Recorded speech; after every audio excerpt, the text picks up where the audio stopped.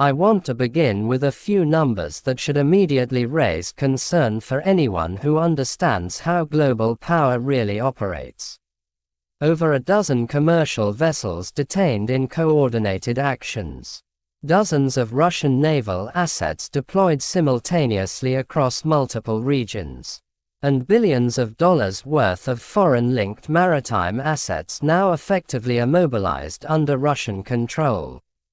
Washington's response has been loud and emotional, but it avoids a far more uncomfortable reality. This was not an impulsive reaction. It was deliberate, planned, and long in the making. And the most unsettling part is that the blueprint for this strategy was not invented in Moscow.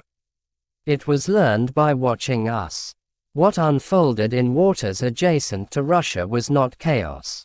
It was precision. Russian forces carried out synchronized operations targeting energy and cargo vessels moving through key maritime corridors, including northern routes and strategic European access points. These ships were operated by American interests or allied partners, and the detention was framed through a web of legal justifications complex enough to slow any immediate response. While Western governments rushed to emergency meetings and issued predictable warnings, the truth is that this moment caught them genuinely off guard. That lack of anticipation is more troubling than the seizures themselves, because it exposes a failure to understand how the rules of global trade have been evolving. Many people assume that international maritime law functions as an unbreakable shield. On paper, those protections exist. In practice, they only hold weight when a neutral authority is both willing and able to enforce them. Once enforcement itself becomes a tool of leverage, the rules stop functioning as safeguards and start becoming instruments of power. To understand how we reached this point, we have to revisit the aftermath of the Ukraine conflict. Following the invasion, Western governments introduced what they described as unprecedented economic restrictions. Financial systems were cut off, assets were frozen, and limits were imposed on energy pricing. The intention was to constrain revenue while maintaining market stability. From Washington's perspective, this appeared calculated and controlled. From Moscow's perspective, it looked like unilateral domination of global commerce. The message was clear: participation in the energy market would be allowed, but only under conditions dictated by geopolitical rivals. That message was enforced through control over shipping access, insurance coverage, and financial clearance.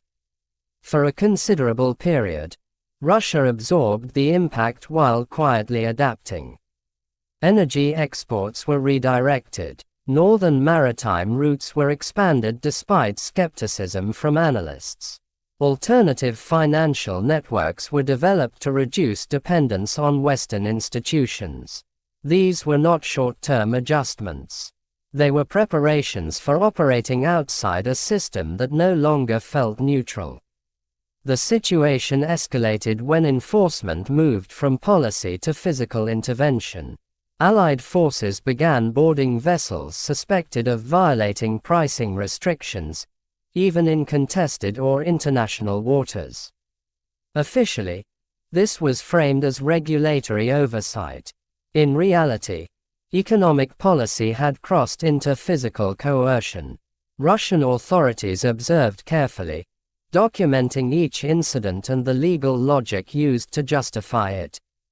The turning point came after a maritime collision in northern waters involving an American-operated vessel and a Russian research ship, resulting in fatalities. While Western officials described it as an accident, Moscow treated it as a criminal matter, demanding compliance with its investigative process. When that demand was rejected, Russia declared legal authority over the situation. Regardless of which narrative is accurate, what matters is how the incident was used. By framing the event as a criminal investigation rather than a military confrontation, Russia created a legal pathway for actions that appeared procedural rather than aggressive. What followed was not spontaneous. Naval units executed coordinated movements, escorting multiple vessels into Russian ports. Crews were reclassified not as detainees, but as individuals required for ongoing inquiries. Technically free, yet practically immobile, these sailors became bargaining pieces in a conflict they had no role in creating. At its core, this strategy challenges a fundamental assumption of modern trade, that commercial shipping exists separately from geopolitical conflict. That separation has now been deliberately blurred.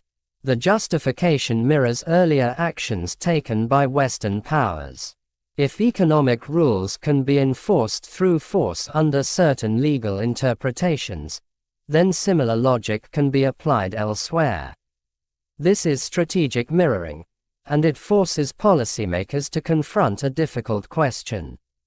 Can global rules be imposed without accepting equal vulnerability in return? The consequences extend far beyond one country. Once this precedent is established, it becomes transferable. Commercial equipment can be reclassified as surveillance tools. Environmental compliance can become grounds for detention. The line between regulation and coercion grows thinner. Other global powers are watching closely, evaluating whether existing safeguards are reliable or merely conditional. The impact is already visible. Insurance costs in sensitive regions are climbing sharply, making some routes economically unviable. Supply chains are fragmenting as companies attempt to factor geopolitical instability into long-term planning. What was once predictable infrastructure is becoming a variable risk. There is a deep irony in all of this. Measures intended to isolate and weaken Russia have instead provided an opportunity to demonstrate a different form of influence. Not dominance through financial strength, but disruption through uncertainty. This approach is not sustainable, but that is precisely what makes it dangerous. A power that believes it cannot succeed under existing rules may seek to rewrite them entirely. What should concern us most is not the immediate disruption, but our failure to anticipate it. The assumption that economic pressure could be applied without physical consequences was never realistic. Now the choice is clear. Either boundaries are renegotiated, or asset detention becomes a routine feature of global commerce. The vessels currently held are not isolated incidents. They are indicators of a shift that will shape international trade for years to come. The stability once assumed was always more fragile than we acknowledged, and that fragility is now fully exposed.